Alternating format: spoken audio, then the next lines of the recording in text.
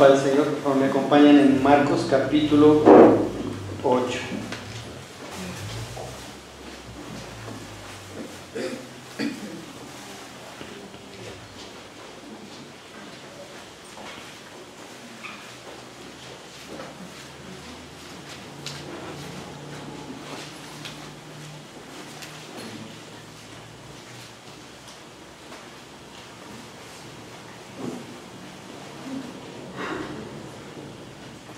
Dice la palabra del Señor: en aquellos días, como había una gran multitud y no tenían que comer, Jesús llamó a sus discípulos y les dijo: tengo compasión de la gente, porque ya hace 3 días que están conmigo y no tienen que comer. Y si los enviaren a una de sus casas, desmayarán en el camino, pues algunos de ellos han venido de lejos. Sus discípulos le respondieron: ¿de dónde podrá alguien saciar de pan a estos aquí en el desierto? Él les preguntó: ¿cuántos panes tenéis? Y ellos dijeron: 7.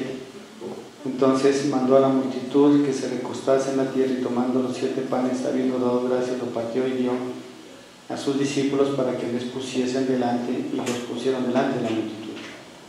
Tenían también unos pocos pececillos, y los bendijo y mandó que también los pusiesen delante. Y comieron y se saciaron, y recogieron de los pedazos que habían sobrado 7 canastas. Eran los que comieron como 4,000, y los despidió.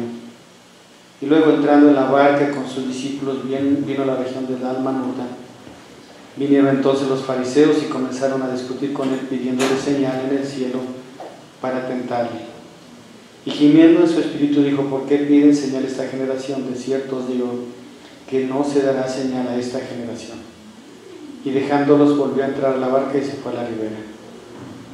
Habían olvidado de traer el pan y no tenían pan consigo en la barca, y les mandó diciendo: mirad, guardaos de la levadura de los fariseos y de la levadura de Herodes. Y discutían entre sí diciendo: es porque no trajimos pan. Y entendiendo Jesús les dijo: ¿qué discutís? ¿Por qué no tenéis pan? ¿No entendéis ni comprendéis? ¿Aún tienen endurecido vuestros corazones? Teniendo ojos no veis, y teniendo oídos no oís, y no recordáis. Cuando partí los 5 panes entre 5,000, ¿cuántas cestas llenas de pedazos recogiste? Ellos dijeron: 12. Y cuando los 7 panes entre 4,000, ¿cuántas canastas llenas de los pedazos recogiste? Ellos dijeron: 7. Y les dijo: ¿cómo aún no entendéis? Tomemos asiento. Buenos días con todos, que se los bendiga. Bueno, hoy el mundo celebra el Día del Padre, ¿no es cierto? Y bueno, y no es tan mal en acordarse un día de los papás. Pero más allá de eso, el domingo es el día en que la iglesia celebra el culto a su Padre Celestial, ¿no es cierto? Venimos aquí a reunirnos para adorarle, alabarle, bendecirle, reconocer lo que Él es, su grandeza, su poder, no solamente a buscar su mano, que es generosa y dadivosa, sino también buscar su rostro, su presencia. Y amarás al Señor tu Dios con toda tu mente, corazón, fuerza y alma. El primer mandamiento, ¿no es cierto? Y el segundo, emigra en el primero, y a tu prójimo como a ti mismo. Esta enseñanza que está en Marcos 8 es semejante a la enseñanza de Marcos 6, la alimentación de los 5,000. Y tiene muchos conceptos básicos de la enseñanza, pero difieren en algunas cosas. Nosotros en la mañana de hoy, en la gracia de Dios, queremos entender esta verdad y en la gracia de Dios poder transmitir esta verdad. Vemos algunos aspectos de la vida de Jesús. Y vemos la misericordia y la gracia con aquellos que le habían seguido por 3 días y no habían comido nada. Vemos aún la incredulidad de los apóstoles, de los discípulos, en que no sabían cómo hacer las cosas para alimentarles. Vemos la obra milagrosa de Dios a través de Cristo o en Cristo para suplir esa multitud. Vemos la dureza del corazón de los discípulos aún no entender la oferta del milagro en el entendimiento espiritual más allá del físico. Vemos una generación siempre buscando a Jesús, no para seguirle, no para entenderle, no para buscarle, no para amarle, sino para encontrar en él algo para acusarle, algún error que encontrarle en él, algún pecado. Y vemos la enseñanza de Jesús acerca de qué significa la levadura de los fariseos y la levadura de Herodes. Es un tema muy amplio, espero en esta mañana poder, en el tiempo que tenemos, poder alcanzar. Pero más allá de todo eso, es importante entender el concepto bíblico y la base bíblica para poder interpretar correctamente el texto. Para el pueblo israelí, el pan era algo fundamental. Nosotros debemos entender el valor nutritivo del pan que se preparaba en ese tiempo. Hoy, lastimosamente, la mayoría de pan tiene un montón de cosas que en lugar de aumentar el valor nutritivo del pan, lo que hace es quitarle. Que realmente el pan, cuando es preparado de una manera correcta, ¿sí?, que sea la misma masa que vaya leudando el pan, porque en el ambiente existen microorganismos que se encargan de leudarlo, no usan esta levadura, ¿sí?, y es por eso que ellos tenían una masa que se llamaba masa madre, ¿sí?, y esa madre siempre la tienen guardada, esa masa, y la nueva masa la mezclaban con la masa madre para que leuden naturalmente, sin la necesidad de los hongos, como es la levadura. Entonces, cuando se preparaba el pan en esos tiempos, igual, si usted lee el libro de Éxodo, se dará cuenta cómo preparaban el pan. Si han leído, se van a dar cuenta que hay principios de preparación de este alimento, y se dan cuenta que Israel, durante muchos años, ¿sí?, muchos años, a más del maná del cielo durante los 40 años de peregrinación, antes del exilio, del autoexilio como es Egipto, posterior a la entrada a Canaán, el pueblo de Israel preparaba pan, y ese pan era un pan altamente nutritivo. Por eso, si usted se da cuenta, cuando el Señor Jesucristo descendió con los 2 ángeles a visitarle a Abraham, Él les preparó pan y un cordero, nada más, y algo para comer.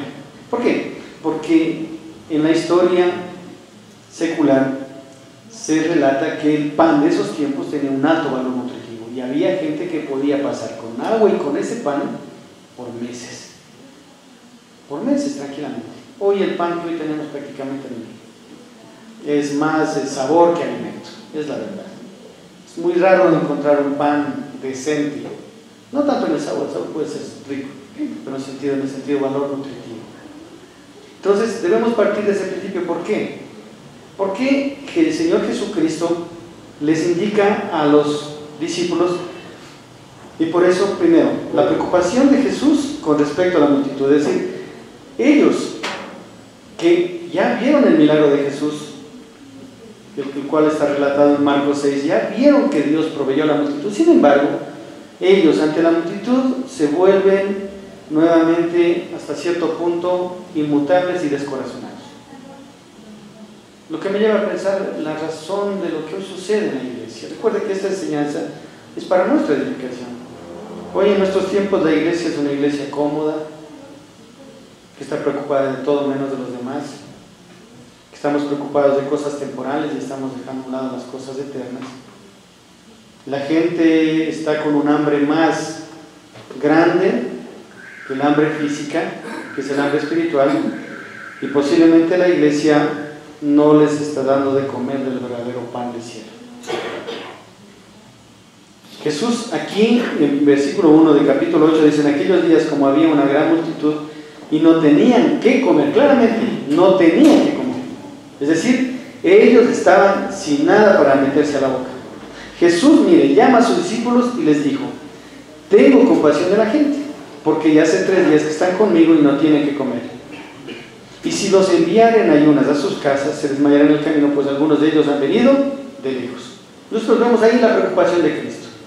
Es decir, el principal aquí en la historia relatada en en Marcos 8, acerca de las necesidades físicas de las personas, no eran los apóstoles, no eran los discípulos, era Jesús. A pesar de que días anteriores ellos ya vieron la multiplicación de los peces y de los panes, ya vieron ese milagro tan hermoso de provisión física. Ya Jesús les mostró la enseñanza espiritual, pero sin embargo, ante otro evento similar, otra vez actúan de la misma manera. Hermano, las pruebas de nuestra vida no solamente son pruebas dolorosas, donde lleguen crisis económicas, crisis familiares, crisis de salud. No, las pruebas de nuestra vida también muchas veces es en que nosotros, Dios nos da la oportunidad de acercarnos a las personas y compartirles el pan de vida, y nosotros somos indolentes ante la necesidad de la gente.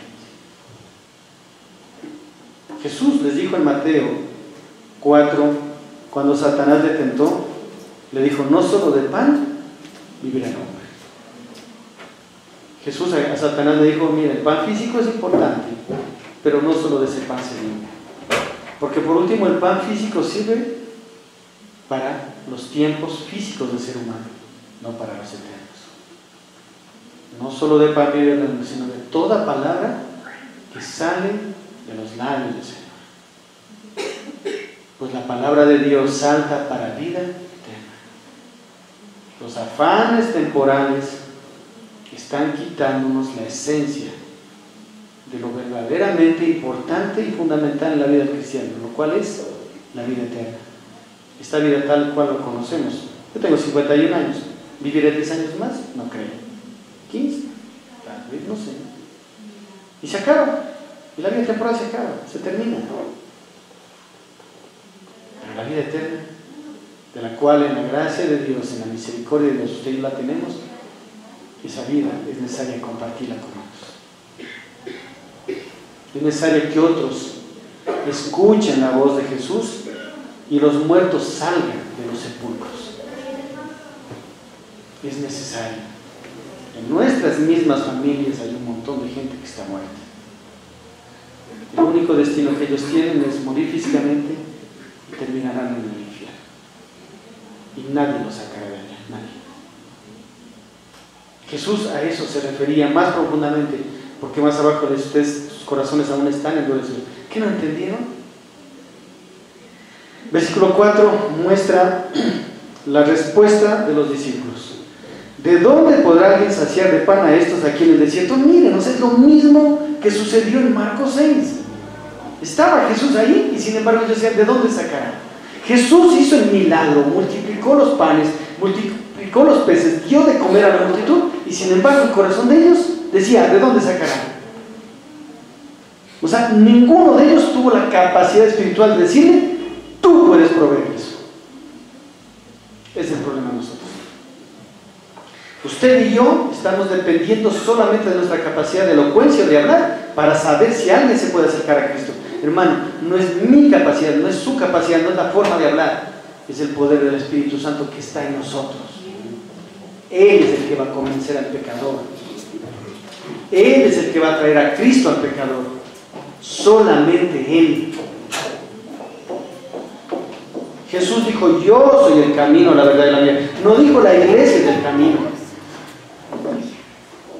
Todo aquel que cree en mí, aunque esté muerto, y todo aquel que vive y cree en mí, no morirá para siempre. Juan 11. Estamos más preocupados en la forma externa de acercarnos al pecador que el poder del Evangelio que está en nosotros.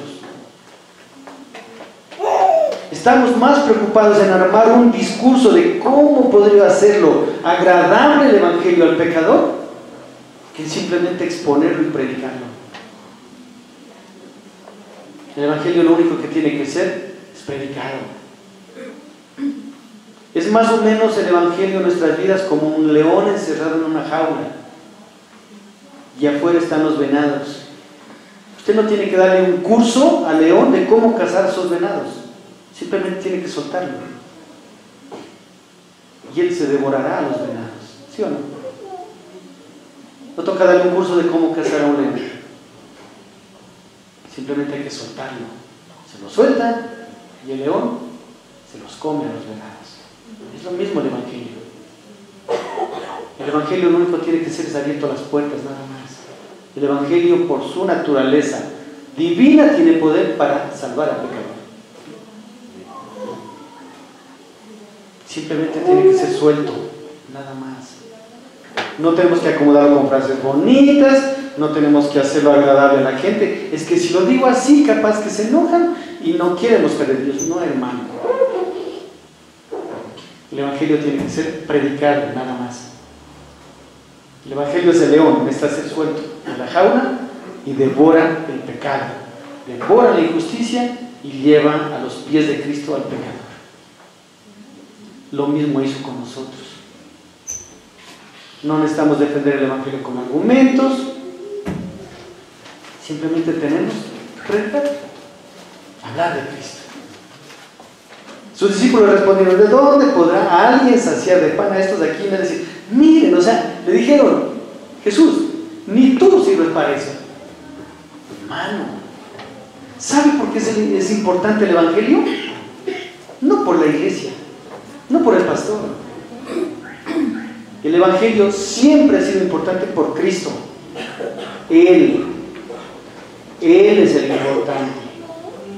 Él es el todopoderoso. Él es el único sabio Dios al cual debemos rendirle toda gloria, honra, pleitesía y alabanza por siempre. Él es el único. El Evangelio se trata de Cristo. No se trata de las necesidades de la iglesia. No se trata de los problemas matrimoniales. No se trata de los problemas familiares, ni de las deudas, ni de la carestía, ni de la enfermedad, ni de la escasez. El Evangelio se trata solamente de Cristo. Nada más.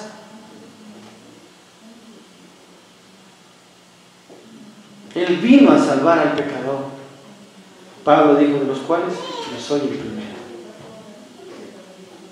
Aquí vemos la oferta de salvación de nuestro Señor, la oferta de alimentación de pan físico de nuestro Señor, y vemos la incredulidad, la insensatez de los discípulos, que hoy, traducido a los tiempos actuales, la insensatez, la incredulidad de la iglesia. Es lo mismo. Un Dios dispuesto a salvar, una iglesia impávida, que es importista, que no hace nada por el pecador. Nada. Absolutamente nada.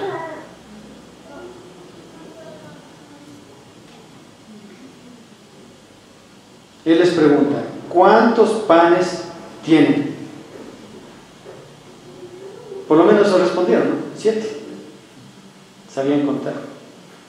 Entonces mandó a la multitud que se recostase en tierra, y tomando los 7 panes, habiendo dado gracias, los partió y dio a sus discípulos para que los pusieran delante, y los pusieran delante de la multitud. Miren, aquí vemos la oferta de Jesús, la impavidez, la incredulidad de los discípulos. Vemos que ellos presentan lo que tienen, y Jesús, con lo que tiene, empieza a dar de alimentar a la multitud. Entonces muchas veces decimos que es que yo no hablo tan bonito, es que yo no conozco mucho de la Biblia, y ponemos puro pretexto. Jesús, con lo que tenían, hizo. Hermano, con lo que usted tiene, Dios puede hacer mucho. Si Dios alimentó con 7 panes a toda la multitud de 4,000 personas, con lo que usted tiene, Dios puede alimentar a miles de personas. Va a decir: ¿usted qué tiene? ¿Tiene lengua? ¿Sí? ¿Puede hablar? ¿Sí? Listo, eso puede usar Dios. El problema es que no le creemos. ¿Sí o no? Es el lío. No le creemos. No confiamos en Él. Pensamos que tenemos que ser perfectos, inmaculados, para compartir el Evangelio. Hermanos, si esperamos ser perfectos, inmaculados para compartir el Evangelio, le voy a dar una mala noticia: nunca vamos a compartir el Evangelio, ni yo tampoco. Yo no debería estar predicando aquí, porque si espero ser perfecto e inmaculado para compartir el Evangelio, esto es difícil. Porque eso, ¿sabe cuándo? Cuando esté en el cielo. Aquí, difícil; aquí, imposible. Pero Dios, con lo que tenemos, Dios quiere obrar, hermano. Con lo que usted, poco o mucho que tenga, en los recursos que sean, Dios quiere usarlos. ¿Sabe por qué quiere usarlos? Porque Él sabe cómo usarlos. ¿Y sabe por qué Él sabe cómo usarlos? Porque Él puede usarlos. Basta volvernos como niños. Porque en el otro relato había un niño que dijo: aquí hay esto. Necesitamos ser como niños y decirle al Señor: Señor, te entrego lo que soy, úsame. Úsame. Y Dios, que es rico en misericordia, en gracia y en poder, nos va a usar. Lo va a hacer, hermano. Estoy convencido de eso. Afuera hay gente hambrienta que necesita escuchar de nosotros la palabra de Dios. Miren, ellos incrédulos, Dios dispuesto, siempre dispuesto a salvar, siempre dispuesto a proveer. Ellos incrédulos como nosotros, ellos hasta cierto punto miedosos como ellos, pero sin embargo mire cómo es Jesús. Mire cómo es Jesús. El versículo 6 lo dice todo. Él tiene más confianza en nosotros que lo que nosotros confiamos en Él. Vean, el versículo 6 lo dice todo. ¿Por qué Jesús lo cogió y repartió personalmente? Entonces mandó a la multitud que se recostase en tierra y tomando los 7 panes y habiendo de darse, lo partió y dio ¿a quién? A sus discípulos. ¿No es lo mismo que hizo en la cena? ¿Se acuerdan? Tomando el pan, dando gracias a Dios, lo partió y dio a sus discípulos, le dijo tomad y comer. ¿Saben por qué les dio a los discípulos? Porque dijo, miren, yo quiero que la noticia de salvación del verdadero pan del cielo, del verdadero maná del cielo, llegue a través de ustedes. A Él no le importó la incredulidad de ellos, a Él no le importó los pretextos que ellos ponían. Jesús quiso usarlos y Jesús los usó. Mi hermano, ¿Dios puede hacer lo mismo con nosotros? ¿Qué dicen? ¿O no? ¿O cambió? De pronto ya con 2000 años disminuyó de poder, de pronto está perezoso, de pronto ya no quiere salvar. ¿Qué dicen ustedes? ¿Él cambió? No. Él quiere usarnos. Hermano, Él quiere usarnos. Créale. Creámosle. Que esta iglesia chiquitica le crea a Dios. Que a través del evangelismo suyo, a su familiar, a su amigo, a su amiga, a su conocido, Dios le salve. A través mío Dios salve a mis amigos, a mi familia. ¿Por qué no? ¿Por qué no poder pensar que hoy es el tiempo de la salvación de nuestra familia, de nuestros amigos? ¿Por qué no? ¿Por qué no? ¿Por qué no creer que esa tía, ese tío, ese abuelo, ese familiar que parece duro, esa tía que parece que no quiere saber nada, hoy sea un tiempo para que ellos inclinen su corazón a nuestro Salvador y Dios los salve? ¿Verdad? ¿Por qué no creer eso? Y ellos, dice, los discípulos los pusieron delante de la multitud. Tenían también unos pocos pececillos y los bendijo y mandó también que los pusiesen delante. Y comieron y se saciaron y recogieron de los pedazos que había sobrado 7 canastas. La anterior vez de lo que sobró, ¿cuántas canastas fueron? 12. Y hoy 7. Eran los que comieron como 4000 y los despidió, y luego entrando en la barca con sus discípulos vino a la región de Dalmanuta. ¿Qué nos puede ir dejando esta enseñanza? Hermano, Jesús, a Jesús que usted y yo conocemos, es un Dios rico en misericordia. ¿Sabe por qué usted y yo estamos aquí? Por su misericordia. No hay ninguna obra que hayamos hecho para que nos acepte en su reino. No hay algo que podamos comprar la salvación. No existe una sola obra que pueda acercarnos a Él. Sin embargo, Él, con su profundo amor con que nos amó, aún estando muertos en delitos y pecados, en Jesucristo nos dio salvación. Por gracia somos salvos. Efesios 1 y 2. Esa gracia que Dios le otorgó a usted y a mí, nos otorgó cuando nos salvó, no ha menguado. Es la misma gracia que hoy está en usted y en mí. No ha menguado, no ha disminuido. Dios le sigue amando igual. Pero es que hice esto, he hecho esto. Igual, le sigue amando igual. Pero es que le fallé acá, sí, le sigue amando igual. ¿Y ahora qué podemos hacer? ¿Cambiamos la Biblia? La Biblia sigue diciendo eso. A David, Dios nunca lo dejó de amar. Pedro le traicionó, nunca lo dejó de amar. Lo que sí quiso en David y en Pedro, perfeccionar su amor, nada más. Es decir, el amor de Pedro hacia Jesús, el amor de David hacia el Señor. Y es ese mismo amor que quiere perfeccionar en nosotros. Porque su amor no ha menguado. Él nos sigue amando. En el mismo Evangelio de Marcos, al final, capítulo 16, dice que después que lo traicionaron, cuando ya se acercó a ellos y ya se dieron cuenta que era Jesús y todo eso, se entristecieron y todo eso, Jesús les reclamó dos cosas: la dureza de su corazón y su incredulidad. Eso sí le reclamó. Le dijo: ¿por qué? Porque yo habiendo explicado tantas veces que el Cristo es necesario de que muera, pero después el tercer día, para la bendición de las naciones, todo esto, ¿por qué? Le reclamó eso, incredulidad. Le reclamó dureza de corazón.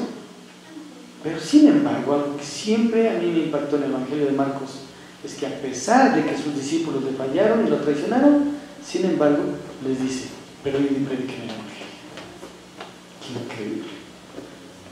Si nosotros fuésemos los que hubiéramos tomado la decisión, seguro a ellos no los hubiésemos tomado en cuenta, ¿sí o no? No, si fallaron, traicionaron, no, veamos otros. Jesús no. Hermano, Jesús no rechaza a sus hijos ni a sus discípulos. No rechaza. Le hemos fallado, es verdad, ¿sí o no? ¿Hemos sido fieles al Señor? Posiblemente sí, posiblemente no. ¿Hemos trastocado su santa ley? Sí. Pero sin embargo, ¿sabe lo que nos dice en la Biblia? Ahí está el pan. Denles de comer. Mi hermano, una buena noticia quiero dar esta mañana. ¿Sí? ¿Les doy una buena noticia o no? Aquí está el pan. Denles de comer. ¿Sí? Denle de comer al hambriento, hermano. Alrededor suyo Dios va a poner gente que está con hambre de la palabra de Dios. Denles de comer. ¿Sí? Alrededor suyo Dios va a poner gente que va a estar con sed de la palabra de Dios. Denles de beber. Dios los cogió a usted para dar de comer y dar de beber. Él puede hacerlo personalmente, claro, Él es Dios. Pero Él cogió a la iglesia, ¿sí?, para darle el privilegio que no le da ni ángeles ni arcángeles, sino que le dio a la iglesia de dar de comer al hambriento y saciar al sediento. ¿Quiere tomar esa responsabilidad? Hágalo. Hágalo. Dios quiere usarle, mi hermano. Dios quiere usarle. Dios nos ama y nunca, nunca de los nunca, por más de que hayamos hecho lo que hayamos hecho, Él nos va a rechazar para predicar el Evangelio. Nunca, hermano. Los dones de Dios son, hay un versículo en la Biblia que dice que son perfectos, pero también ¿qué son? Irrevocables. ¿Cómo? Irrevocables. Irrevocables. Y el único que pudiera revocar los dones, ¿sabe quién es? Y Él nunca lo va a hacer. Nunca. Él, como le dijo a David, después de haber sido perdonado, le hizo ver a través del Espíritu Santo, le dijo: Señor, restáurame a tu comunión, devuélveme el gozo de mi salvación, Señor, que haya sustento de pan en mi vida. Hablaba del pan espiritual, que espíritu fuerte me sustente. Entonces enseñaré el camino a los transgresores y buscarán de ti. Hermano, ¿qué tal si el Dios de la Biblia hubiera rechazado a David? ¿El pecado de David fue horrible o no? Socialmente fue horrible. Porque aquí vemos una cosa: hay pecados socialmente son horribles, pero delante de Dios pecado es pecado. ¿Sí o no? Porque nos podemos admirar del: ¡oh, el hermano cayó en adulterio! ¡Ah! ¿Sí o no? Pero delante de Dios, ¿mentir no es lo mismo? ¿O no? ¿O Dios tiene escala de pecados? Hermanos, socialmente el hombre ha determinado que haya pecados que son más dañinos que otros. ¿Está bien? Pero delante de un Dios santo, tanto el adúltero tiene que confesar su pecado delante de Dios, arrepentirse y apartarse, ¿sí o no? ¿Y el mentiroso? ¿Y la mentirita piadosa? Papi, me voy acá y te vas para otro lado. ¿Eso no tiene que ser confesado? ¿Qué dice? ¿No? Porque por ese pecado también murió Cristo. ¿O no? ¿O no? ¿O son los pecados el adúltero, ser blasfemo, ser hereje, ¿Y ser mentiroso no es pecado? ¿Y deshonrar padre y madre no es pecado, hijos? Cuando la mamá le dice a mi hijo, vaya a la tienda y dele traído 10 panes. Ah, no, mami, no voy. ¿Eso no es pecado? Eso es pecado. Vaya aprendiendo, mijito y mijita. Eso es pecado. Eso trastoca un mandamiento. Deshonrar padre y madre. Ah, no les gustó, ¿no? Pero la Biblia dice eso. ¿Sí o no? Porque ahí los hijos se esconden, los veo que se hacen para un ladito, nomás. ¿No? Igual, hermano. El pecado de David fue socialmente horrible. Hizo daño al reino, hizo daño a su familia. Trajo consecuencias terribles. A causa del pecado de David, después el reino se dividió en dos. Los hijos de Salomón, Roboam, dañó el reino. Después Jeroboam, y vino un relajo, todo sobre la nación de Israel. Cautiverio posterior, todo por un pecado. Es verdad. Entonces, si nosotros fuéramos Natán, le hubiéramos dicho a David, el reino está quitado de ti, tú ya no eres hijo de Dios, eres hijo del diablo y te vas al infierno. ¿Sí o no? Nosotros así no juzgaríamos a David, ¿sí o no? ¿O no? Pero ¿qué hizo el Señor? ¿Qué hizo el Señor? Lo perdonó, lo limpió, lo perfeccionó. Claro que vinieron consecuencias, por supuesto, esas llegan, esas no se pueden evitar. Pero, hermano, David es tomado en cuenta de parte de la Biblia para decir que él tenía el corazón conforme al corazón. Quiero darle una buena noticia. ¿Puedo dar otra buena noticia? ¿Sabía que la iglesia tiene el corazón conforme al corazón de Dios? No es solo David. ¿Sabe por qué? Porque la iglesia se alinea al corazón de Dios. Porque la iglesia cuando peca, ¿qué hace? Se entristece. Va a los pies del Salvador, ¿sí o no? Le pide perdón y encuentra en el Salvador que lo mismo que encontró David: perdón, restauración, purificación y nuevamente, vaya iglesia, vaya y dé de comer al hambriento y de beber al sediento, punto. Y si alguien usted comparte y le empieza a juzgar y decir, pero ¿cómo? Si usted, yo le vi la semana pasada haciendo esto, dígale, no se preocupe, el Dios de gracia me envió. Sin miedo, hermano. Y cuando Satanás quiera meter en su oído cosas feas que ya no puede, que es indigno por aquí y por allá, dígale, sí, tienes toda la razón, soy indigno, pues tienes razón, no debería, tienes la razón, no podría, tienes la razón, soy pecador, tienes toda la razón. Pero ¿sabes qué? Él ya me perdonó. Y Él me envió a predicar y anunciar las buenas nuevas de salvación. Punto. Es la enseñanza de Marcos 8, hermano. Claro que la Biblia nos llama la atención por lo que no hemos hecho, ¿verdad? Pero la Biblia nos levanta para ir a hacer lo que sí aún podemos hacer. Hermano, ¿estamos vivos? ¿Sí? Todavía hay esperanza para otra gente a través nuestro predicando el Evangelio. Todavía hay esperanza. ¿Podemos aún ser usados por el Señor? Lógico, hermano, está vivo, estamos vivos. ¿Dios nos quiere usar? Lógico, la Biblia enseña eso, que Dios nos quiere usar. ¿Jesús nos ha rechazado? Hermano, la Biblia dice que se caerían las estrellas del cielo antes que Jesús nos rechace. Él nunca nos va a rechazar, hermano. Él a la iglesia la ama con amor eterno.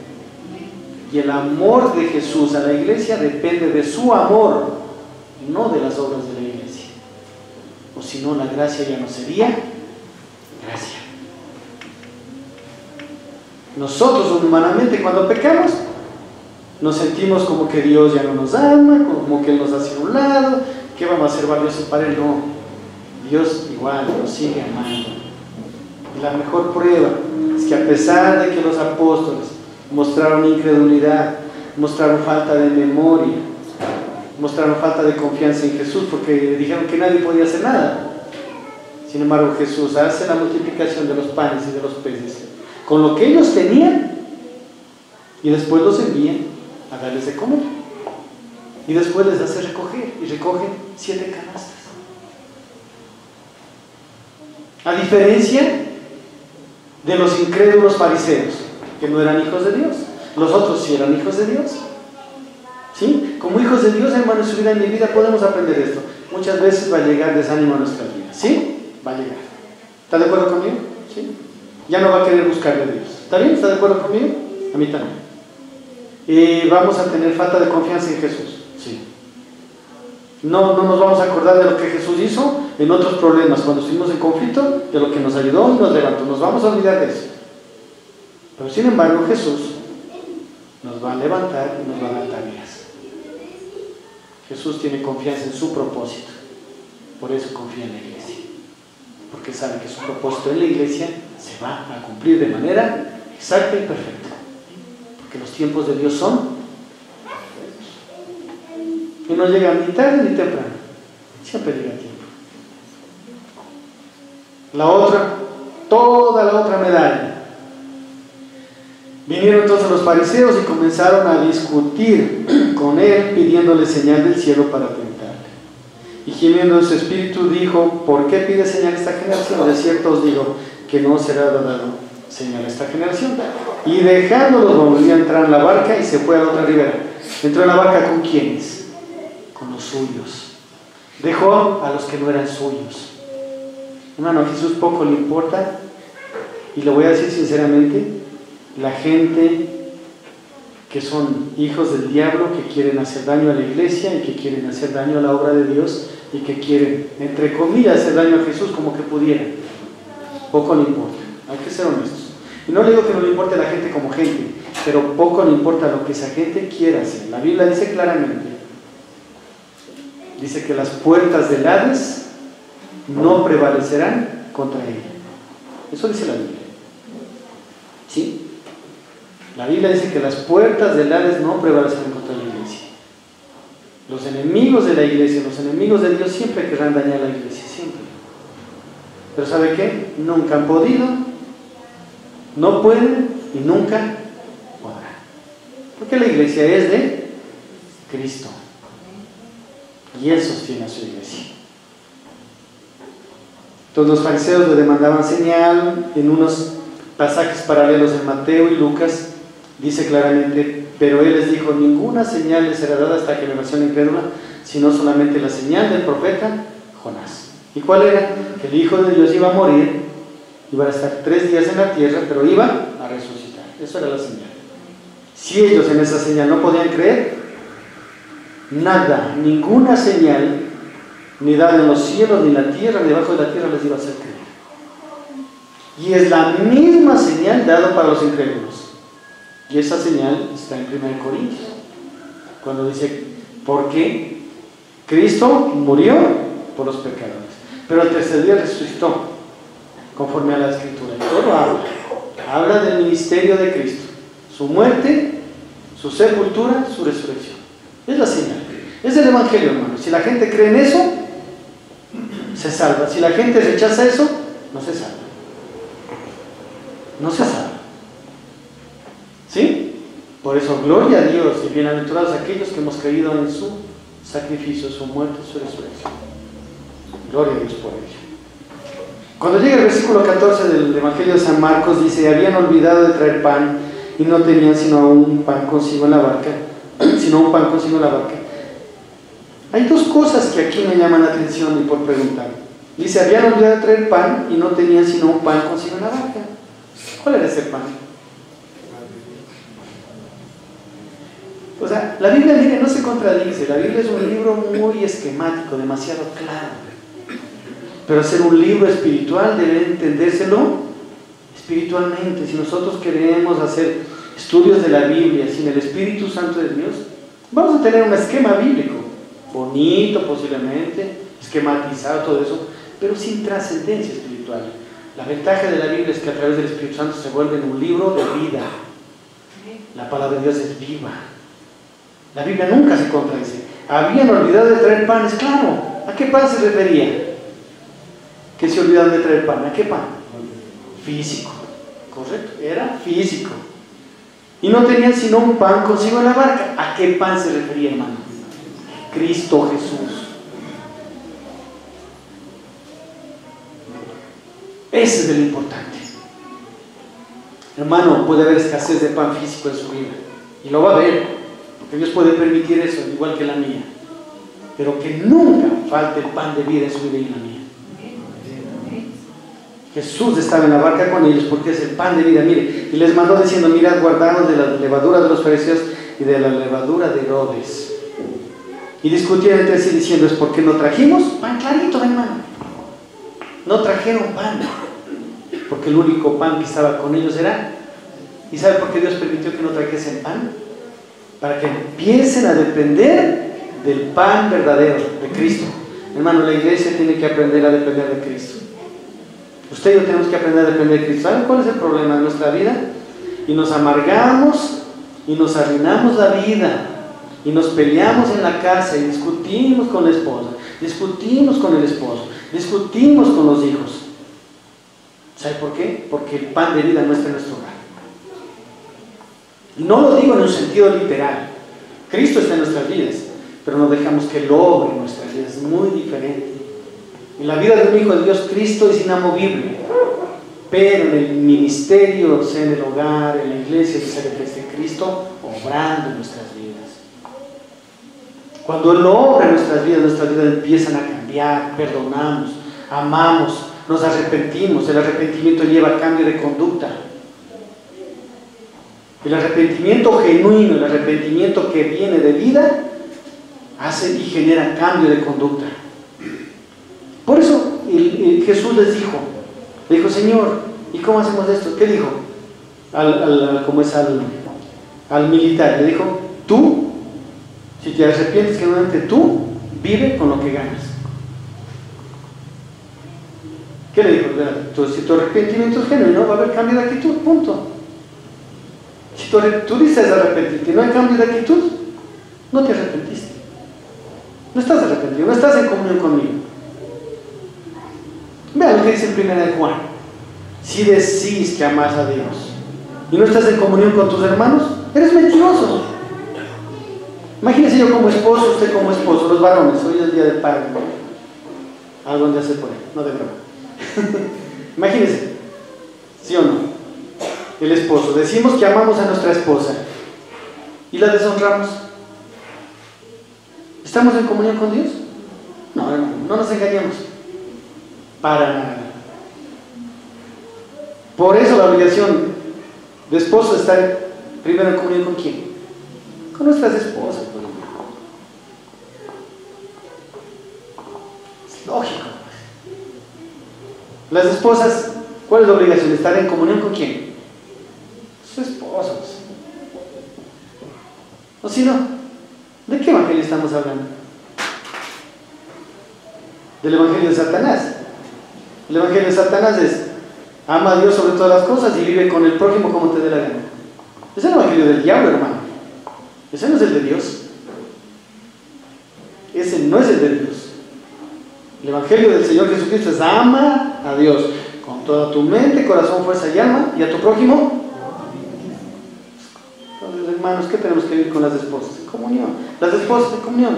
Con los hijos en comunión. Los hijos con los padres en comunión. Un hijo que dice amar a Dios y no honra a su padre, ¿de qué está hablando? ¿De qué está hablando? Se está engañando. La verdad no está en él. 1 Juan 1 dice eso. ¿De qué está hablando? Hijos, ¿de qué están hablando? Padres, ¿de qué estamos hablando como padres? Esposos, esposas, ¿de qué estamos hablando? Es el evangelio del diablo, hermano. Ama a Dios con todo, amo a Dios, honro a Dios, todo eso, y vivo con los demás como quiero. Ese evangelio aquí no existe.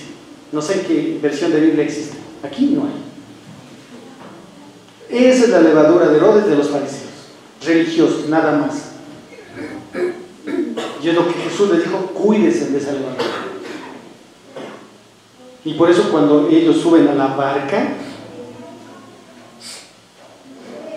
dicen, estaban en la barca pero aún dudaban: es porque no trajimos pan. De Pedro no trajimos pan. Qué bruto, te olvidaste de las canastas. ¿Cuántas canastas cogiste, Pedro? ¿Cuántas cogimos? 7. ¿Y no trajiste uno de esos? ¡Qué brutos! Es lo mismo que hizo Jesús o Dios con el pueblo de Israel en el desierto. ¿Se acuerdan?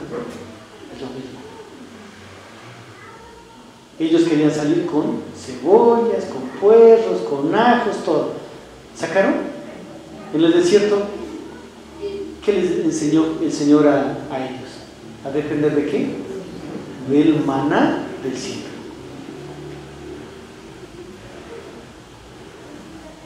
¿Y ellos se acuerdan? ¿Si han leído Éxodo, mis hermanos? ¿Se acuerdan las quejas del pueblo de Israel? Antes de llegar a Mara, antes de llegar a Elim, antes de llegar a Acá, ¿se acuerdan las quejas? ¿Cuál era lo típico? Es que Moisés, ¿cómo es posible? Nos sacaste allá para que vengamos a morir en el desierto, allá teníamos esto, teníamos esto, teníamos esto. ¿Y por qué Dios no les hizo sacar nada de eso? ¿Sabe por qué? Porque Dios quería enseñarles a depender de Él. Lo mismo en la barca. Era lo mismo. Dios permitió que no lleven nada, porque estaba el pan de vida con ellos. Hermano, si en nuestro hogar, si en nuestra familia, en nuestra empresa, en nuestros negocios, en nuestro trabajo está Jesucristo, ¿sabe qué? Es suficiente. Él pone los clientes que Él quiere. Él manda. Otros no tienen, usted tiene. Otros ya se divorcian, usted no. Usted lucha. Usted cree, usted confía. Usted sabe. ¿Por qué? Porque Jesús está ahí. El problema es cuando Jesús no está ahí. Ahí sí es el problema. ¿Qué se puede hacer ahí? Nada. Pero con Jesús en la barca se puede. Y entendiendo, Jesús les dijo: ¿qué discutís porque no tenéis pan? No entendéis ni comprendéis. Lo que le estaba diciendo Jesús, miren, no entienden, no comprenden porque su corazón está endurecido. Le estaba diciendo: oye, ¿qué importa el pan físico? Yo estoy aquí con ustedes. Hermano, ¿no deberíamos entender eso? ¿Sí o no?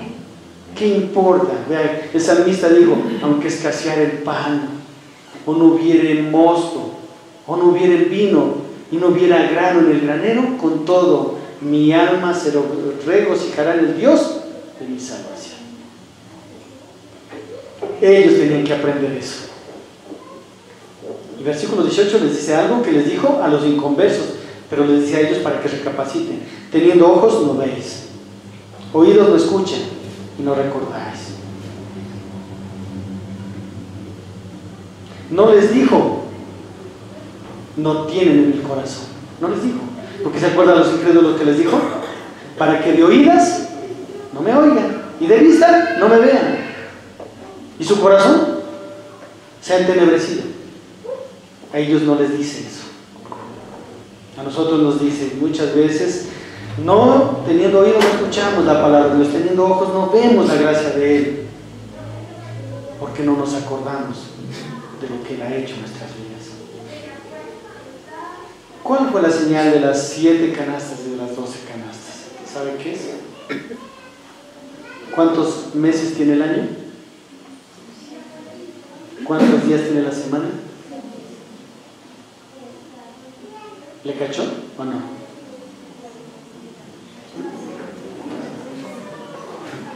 ¿No le cachó? Él va a estar 7 días de la semana y va a estar 12 meses del año con usted. Gloria a Dios. Yo dije un aleluya. Gloria a Dios, qué lindo. Esa es la señal que ellos no querían entender. Hermano, para ir terminando, aquí está todo lo que necesitamos. El dinero se acaba y un día se va a acabar. Por último, así tenga esta plata, un día no le va a servir para nada, porque hay gente que tiene mucho dinero y cuando muere no se lleva nada. ¿Sabía? ¿Sabía eso? ¿Que eso pasa a todos? Hay gente que trabajó toda su vida por plata, murieron de enfermedades horribles, no se llevaron un centavo, hermano, ni disfrutaron. Para mí, hermano, con todo respeto, la peor maldición es tener plata y no disfrutarla. Eso no es bendición, es maldición. Y le digo, del corazón le digo, hermano, es lo peor que puede sucederle a un individuo. ¿Cuánta gente trabajó toda su vida, reunió toda la plata y no disfrutó? Lo peor. Tenga mucho, tenga poco, no pasa de esta vida el dinero, no pasa de esta vida las propiedades, no pasa de esta vida los hijos, no pasa de esta vida los padres, no se pasa de esta vida las esposas, ni los esposos, ni el trabajo, no pasa. Pero la Biblia dice, me encanta eso, pero el que hace la voluntad de Dios, ese permanece para siempre. ¿Y cuál es la voluntad de Dios en la vida de la iglesia? Una sola, que confiemos en Jesucristo, es todo, que confiemos en Jesucristo. Así como el único pan que servía estuvo en la barca con ellos, que nosotros confiemos en Jesucristo. Es lo que quiere Dios, hermano, nada más. ¿Sí? Y esa pequeña semilla de mostaza que está en usted y en mí, Dios hará que crezca y produzca fruto. Pongámonos de pie. Amado Dios, te queremos dar gracias en este tiempo, gracias por tu palabra, gracias por mostrarnos las verdades escondidas del tesoro del Evangelio, Señor. Gracias. Sabemos que tú nos amas, que tú nos edificas y que tú quieres hacer una obra en nosotros para santificación y con nosotros para el evangelismo. En nosotros para cada día perfeccionarnos más, alejarnos más de la inmundicia, del pecado, de la maldad, y con nosotros para que otra gente conozca el Evangelio a través de nuestros labios. Señor, en este tiempo queremos bendecirle, queremos alabarle, queremos adorarle, queremos darle honra y gloria a su nombre, en el nombre de Cristo Jesús. Amén y amén. Vamos a orar por la ofrenda.